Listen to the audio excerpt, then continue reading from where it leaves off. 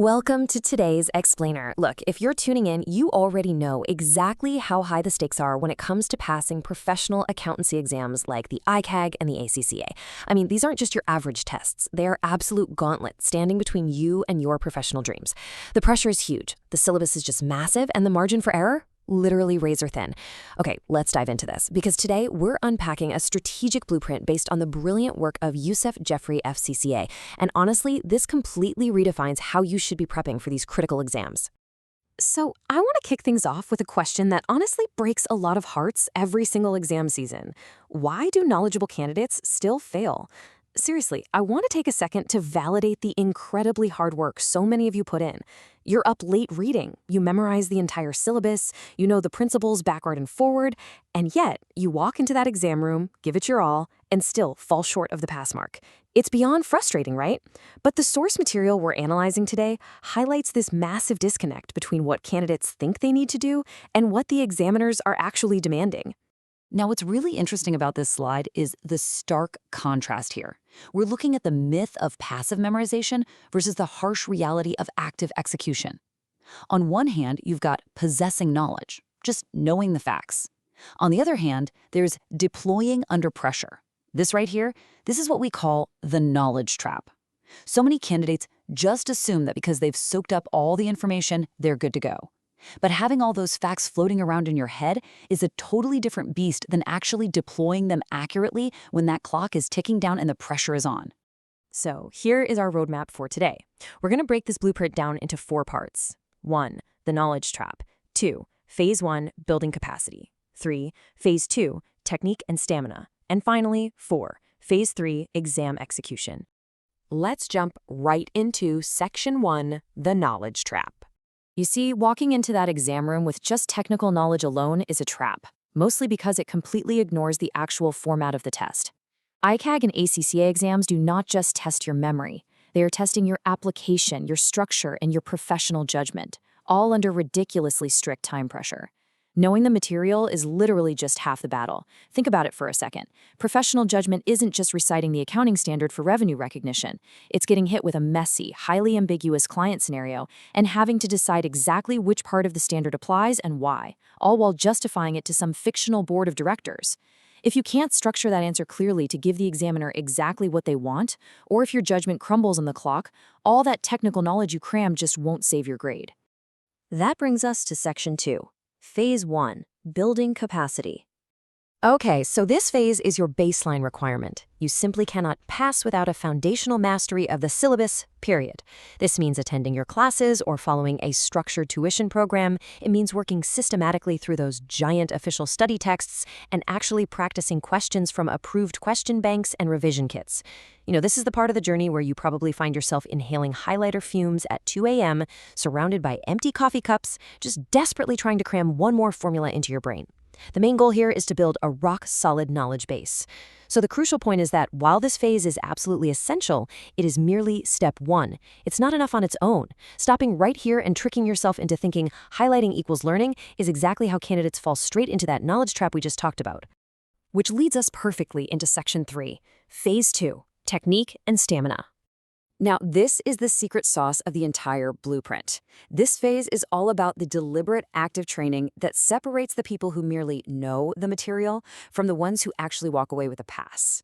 And it all hinges on this massive number right here, 7 to 8. Best Practice for Professional Accountancy Exams strongly recommends that you write 7 to 8 complete past papers per subject. But listen, here is the absolute critical part. This has to be done under full timed examination conditions. Not sitting on your couch with Netflix on in the background, casually flipping to the back of the book when you get stuck. No way. Full, intense, timed conditions. Zero distractions. So once you write those past papers, what comes next? Well, you mark them using the official suggested solutions, and crucially, you study the examiner's reports. Just listen to this quote. Examiner reports consistently highlight the common errors, misinterpretations, and presentational weaknesses that cause otherwise knowledgeable candidates to lose marks. You need to think of these reports as insider intel. I mean, they're essentially a cheat code for spotting gray areas. You know, those specific topics or question styles that repeatedly catch the majority of candidates off guard. And this brilliantly illustrates why marking your own practice papers against these reports is how you learn exactly how to adjust your approach and secure those points.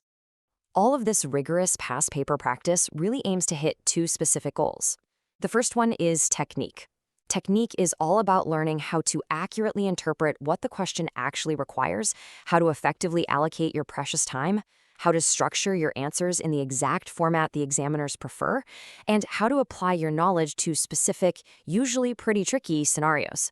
It's really about translating your raw, bulky knowledge into a highly readable, point-scoring format. Honestly, it's the difference between rambling on for 3 pages and scoring 0 versus hitting 3 well-structured bullet points and getting full credit. The second big goal here is stamina. Look, let's be real. Professional accountancy exams are grueling. Stamina is about training both your mind and your body to maintain peak concentration and output quality across a relentless 3-hour exam. You really have to treat it like an athletic marathon.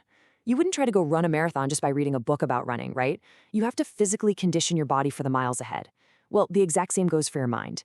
If you haven't actually sat for 3 solid hours answering complex questions in practice, pushing through that heavy mental fatigue, you are going to hit a wall so hard on exam day. You have to train your brain to be able to make sharp, professional judgments in minute 175 of a 180-minute exam. All right, let's move into the climax of our explainer with Section 4, Phase 3, Exam Execution. Let's move to and see how this builds into the final synthesis on the actual examination day. Step 1, secure knowledge. That was our Phase 1. Step 2, train skills. That was Phase 2, really honing that technique and stamina by grinding through those 7 to 8 past papers. And finally, Step 3, execute on exam day. This is the moment where you draw on the combined results of everything you've done.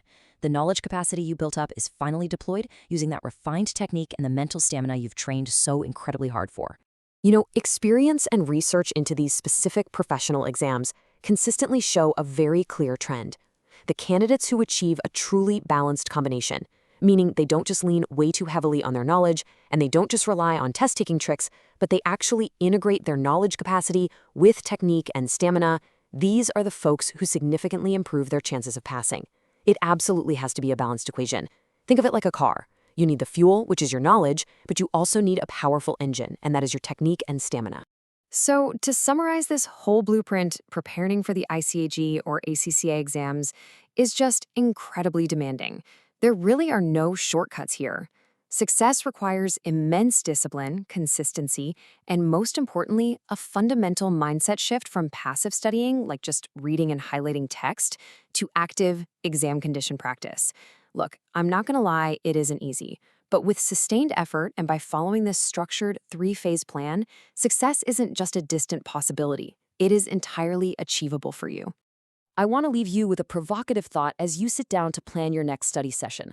Look closely at your current habits and ask yourself honestly, are you just reading or are you actually training? If you really want to conquer these exams, it is time to put down the highlighter, set a timer, and start training like a professional. Thank you so much for joining me on this explainer, and I'll catch you on the next one.